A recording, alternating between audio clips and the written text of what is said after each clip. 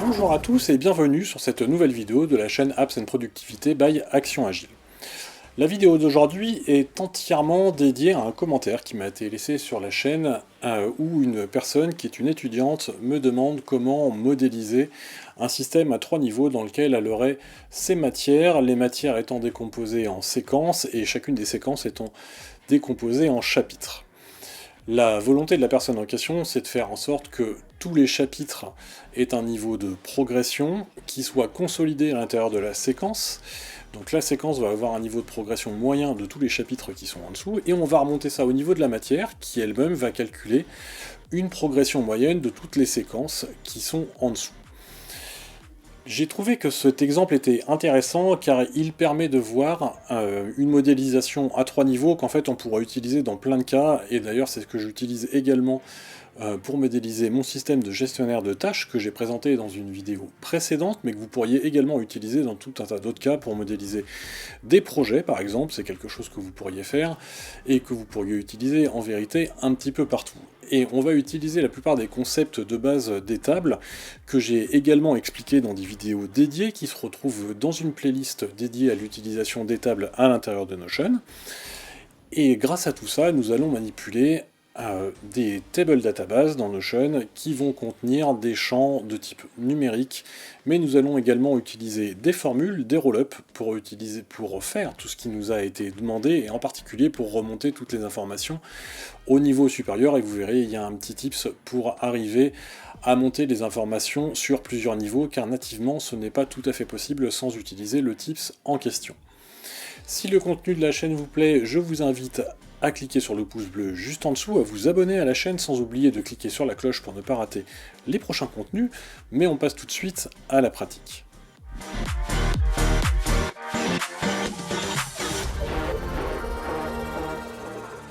Alors pour commencer, autour de notre modèle étudiant, j'ai commencé par créer une page dans laquelle j'ai mis un peu de texte, et en l'occurrence le texte c'est le message qui m'a été laissé en commentaire sur une des vidéos précédentes. Et puis j'ai mis à côté un petit diagramme qui correspond à ce qui est écrit dans le message, mais on va regarder ça ensemble. Donc tout d'abord, la personne en question me dit qu'elle voudrait modéliser un système pour suivre ses cours, étant donné qu'elle est étudiante. Et elle me dit qu'elle a donc plusieurs matières, ce qui est effectivement logique quand on est étudiant, que dans les matières on a des séquences et que chaque séquence est divisée en plusieurs grandes parties que moi j'ai appelées des chapitres. Après, évidemment, chacun des noms, ça pourrait être complètement autre chose, mais ce qui est intéressant dans cet exemple, c'est de pouvoir voir comment on modélise un système à 3 niveaux. Donc par exemple, et c'est l'exemple qui est donné par la personne en question, on a une première matière que sont les mathématiques, avec une première séquence qui sont les fonctions numériques, et dans les fonctions numériques, on a équation et inéquation du second degré, la généralité sur les fonctions numériques, et ensuite on a une évaluation qui est sur les généralités sur les fonctions numériques.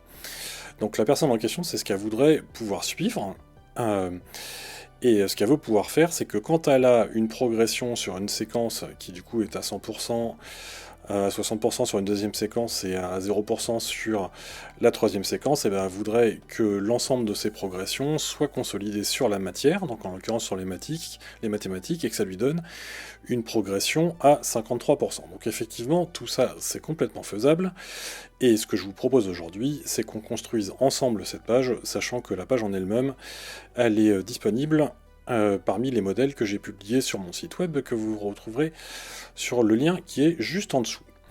Donc première chose à faire, on va se créer une table database qu'on va mettre en inline, ça sera plus visible, et donc ici, ce qu'on va y mettre, c'est les matières, étant donné que c'est la première chose à modéliser.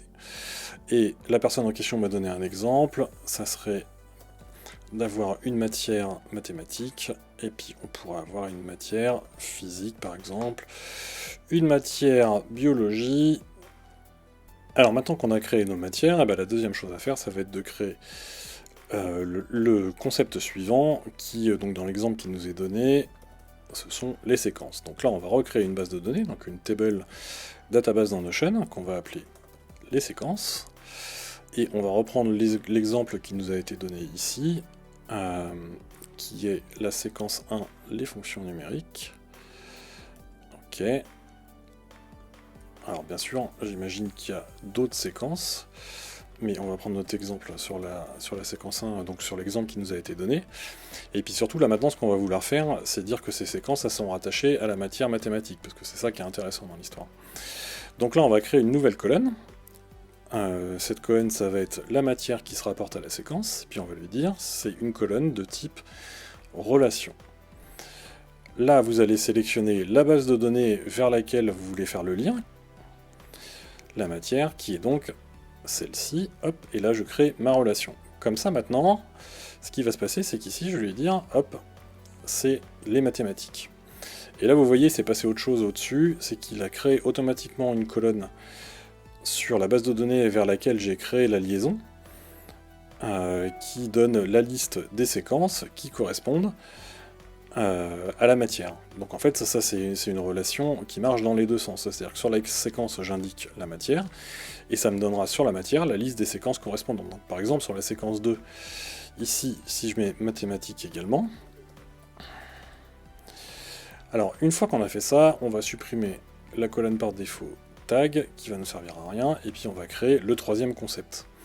Mais avant ça, donc là vous voyez, on a créé les matières et les séquences, donc en fait ce qu'on a fait, par rapport à notre petit schéma de Whimsical, c'est qu'on a créé cette entité-là, on a créé cette entité-là, et puis on a créé la liaison entre les deux, qui est exactement ce qu'on vient de faire. Et donc maintenant, on va créer les chapitres qui se rapportent à chacune de nos séquences. Donc pareil, on crée une table database, donc je le fais en inline, histoire qu'on ait les trois tableaux en même temps, ça nous permettra de voir mieux comment ça marche. Et on va appeler ça des chapitres. Alors, il y a une petite subtilité dans l'exemple qui nous a été donné ici, là, c'est que sur mes séquences, donc là par exemple sur les fonctions numériques, donc sur ma première séquence, j'ai un premier chapitre qui s'appelle équation et inéquation du second degré, qu'on va donc reporter ici, et on a un deuxième chapitre qui s'appelle généralité sur les fonctions numériques, qu'on va mettre ici.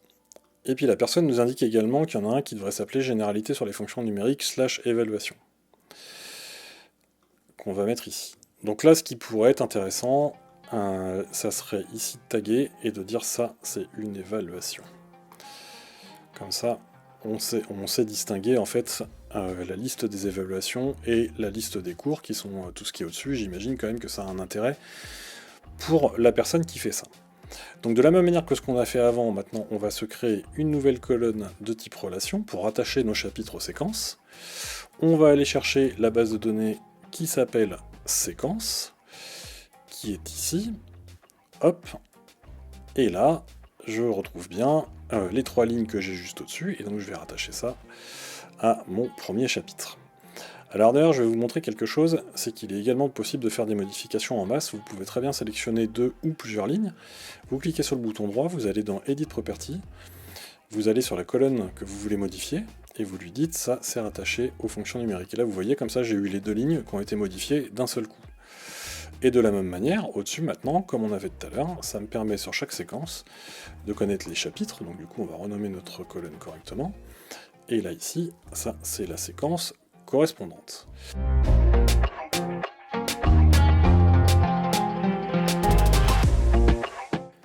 Alors si on repart de notre énoncé, la personne m'a donné un exemple que je vais reprendre parce que ce sera très bien. J'ai donc ici une progression sur la séquence 1 qui est à 100%. Donc ça veut dire a priori que tous mes chapitres de la séquence 1, ils ont un taux d'avancement qui est à 100%. Et ce que la personne veut, c'est que ici, quand tout est terminé dans mes chapitres, et ben que ça lui indique que la séquence 1 sur les fonctions numériques, elle est également terminée. Alors comment on fait ça? Et bien la première chose, c'est qu'il va falloir renseigner ici, sur chacun de nos chapitres, quel est l'état d'avancement. Donc là, on va rajouter aussi une colonne, qu'on va appeler la progression. Ici, dans Property Type, on va se mettre en nombre, et quand vous avez fait ça, ici vous avez un petit bouton 1, 2, 3, vous sélectionnez ça, vous mettez sur %, et comme ça me permettra de donner des pourcentages. Donc en l'occurrence, vu ce qu'on s'est dit, tout doit être à 100%. Et puis on va faire quelque chose d'un peu plus parlant, on veut avoir une séquence 2 qui arrive avec un avancement à 60%. Donc on va créer 2 lignes, qu'on va appeler séquence 2 chapitre 1, et on va créer une deuxième ligne qu'on va appeler séquence 2 chapitre 2, puis il va falloir que la moyenne d'avancement des deux nous amène à 60%. Donc déjà on va commencer par rattacher les deux nouveaux chapitres qu'on vient de créer à la séquence correspondante qui donc est la séquence 2. Voilà, donc là on voit bien apparaître nos chapitres. Et donc on veut quelque chose qui soit à 60%. Donc par exemple, peut-être que le chapitre 1, il est à 90%, et le chapitre 2, il est à 30%. Maintenant, ce qu'on va vouloir faire, c'est obtenir le taux d'avancement moyen sur nos séquences qui sont là-haut. Donc là, il va falloir qu'on utilise la notion de roll-up dans Notion. Et alors pour ça, je vous invite, j'ai fait une vidéo spécifique sur l'utilisation des roll-up, que je vous invite bien sûr à aller voir, mais que je vais quand même vous montrer. Donc on va rajouter une nouvelle colonne, qu'on va appeler progression des chapitres. Et là, ici, vous choisissez une colonne de type roll-up avec la petite loupe. Toc. Ensuite, vous cliquez à l'intérieur de la colonne, et là, Notion, il va vous demander dans quelle relation on va aller chercher les informations. Donc nous, les informations qui nous intéressent, elles se trouvent dans les chapitres. Ensuite, on lui demande quel champ il faut aller chercher dans les chapitres. Donc le champ qui nous intéresse, c'est le champ progression. Et puis ici, il a moyen de calculer la manière dont il va agréger toutes les informations qu'il va récupérer. Parce que comme dans une séquence, on a plusieurs chapitres, soit il affiche, comme il le fait ici, le pourcentage d'avancement de tous les chapitres, mais on peut aussi lui dire, ça, tu vas m'en faire un petit calcul et tu vas m'en faire une moyenne. Comme ça, comme on le voulait, sur le chapitre 1, vu que tout est terminé, et bah du coup j'ai une progression qui est à 100%, et la moyenne d'avancement de ma séquence 2 avec mon 90 et mon 30%, c'est effectivement 60%. Alors maintenant, ce qui va nous intéresser, ça serait de calculer ce chiffre-là, le 53% d'avancement sur les mathématiques, qui du coup est en fait la moyenne de tout ce qui se trouve ici. Donc évidemment, la première chose qu'on va se dire, c'est que ce qu'on pourrait faire, c'est la même chose que ce qu'on vient de faire, donc on crée un nouveau roll-up sur les matières. Là, on lui dit, je veux aller chercher dans la liste de mes séquences, et là, on est coincé parce qu'on ne trouve pas le champ progression.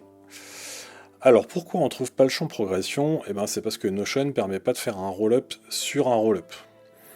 Ça, c'est quelque chose qui est un peu compliqué, donc on ne peut pas le faire. Alors, cela étant, il existe malgré tout un moyen. Ce moyen, c'est de créer une nouvelle colonne, qui va être une colonne de type formule. Et cette colonne, elle va faire une seule chose, c'est qu'elle va aller afficher la valeur qui est dans la progression des chapitres. Donc vous avez juste, d'ailleurs je ne sais pas pourquoi j'ai rajouté égal, on n'est pas dans Excel, vous avez juste à cliquer ici, rien d'autre à faire, vous mettez sur Done, et là vous voyez, il me met l'avancement en pourcentage, que je vais mettre joli, et donc ça me permet de connaître, ça me permet d'avoir une colonne qui affiche le pourcentage qui était ici. Alors ce qui est un peu pénible, c'est qu'il va falloir que je nomme correctement, je vais mettre une petite loupe, comme ça je saurai que ça correspond à ma colonne calculée, qui va me donner la progression des chapitres. Ok, donc une fois que j'ai fait ça, là j'ai deux choses, j'ai mon roll-up qu'on a créé avant, et maintenant j'ai une formule qui va chercher la valeur dans mon roll-up. Et là vous allez voir, au miracle, quand je vais aller modifier mon roll-up qu'on avait créé juste avant sur la matière, dans la liste des colonnes, j'ai bien celle que j'ai rajoutée juste avant de type formule, parce qu'il est capable d'aller faire un roll-up sur des valeurs qui sont dans des formules, et j'ai aussi la possibilité d'agréger ces valeurs. Donc là on va faire comme tout à l'heure, on va lui dire tu agrèges par moyenne, et j'obtiens bien ce que je voulais, c'est-à-dire l'avancement, donc là en l'occurrence la progression, des séquences, qui est à 53,3%. Donc ça c'est exactement ce qu'on nous a demandé de faire ici.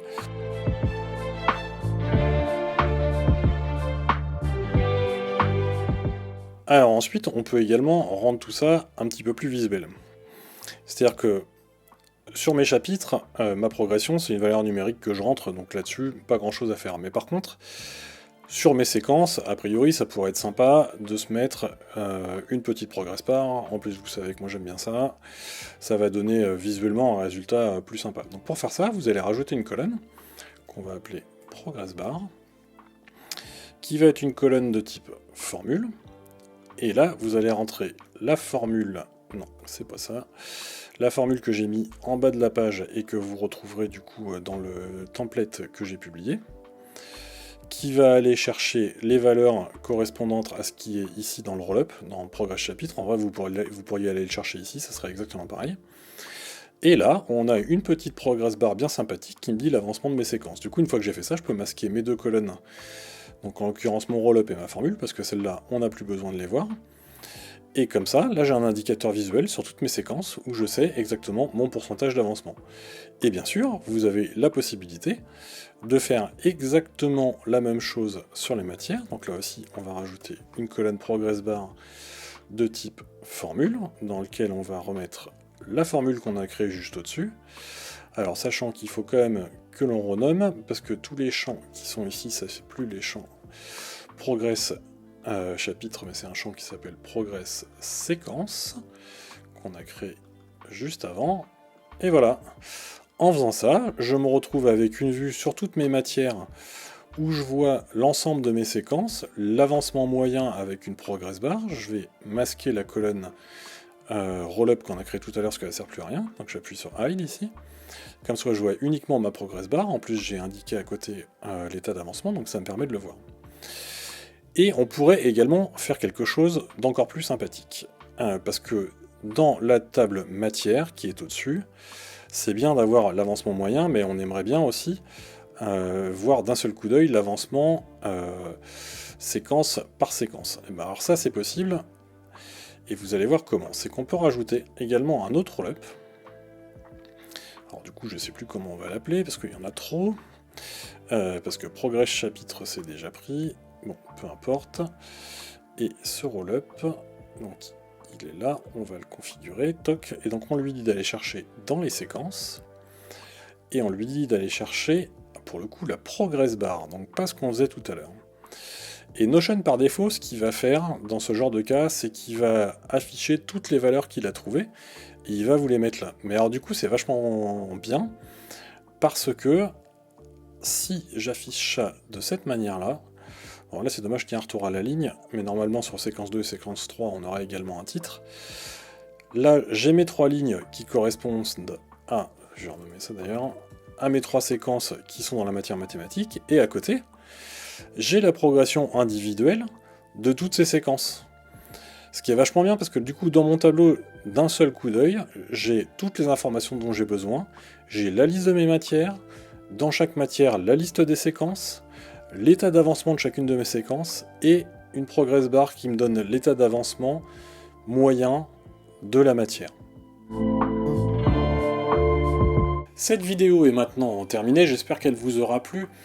Et vous voyez, tout ce qu'on a vu aujourd'hui, c'est comment on peut très rapidement arriver à modéliser un système qui est complètement custom grâce à Notion, et c'est ça tout l'intérêt du no-code ou du low-code que l'on commence à voir apparaître un petit peu partout sur les réseaux sociaux et dans la presse digitale de manière générale. Là, on a modélisé quelque chose pour gérer des cours, mais comme je le disais, vous pourriez l'utiliser pour faire tout à fait autre chose, et dans l'une des prochaines vidéos, on verra typiquement comment se modéliser un système de CRM dans Notion. Mais là, on est vraiment au centre de la puissance de Notion, c'est qu'on peut y modéliser absolument tout ce qu'on veut, aussi bien des systèmes pour gérer des cours, comme on l'a fait aujourd'hui, que des systèmes pour gérer des tâches, comme on l'a présenté précédemment, mais on peut aussi modéliser un système de gestion comptable, comme je l'ai présenté dans une vidéo précédente. On peut absolument tout modéliser de ce qui vous intéresse, et c'est bien pour ça que ça s'appelle du no-code, car vous l'avez vu, à l'exception de la formule, il n'y a pas de code du tout pour arriver à faire tout ça, et ça a été réalisé de manière très rapide. Si le contenu de cette vidéo vous plaît, je vous invite à cliquer sur le pouce bleu juste en dessous, sans oublier de vous abonner à la chaîne, et de cliquer sur la cloche pour ne pas rater les prochains contenus, et je vous dis à ciao tout le monde.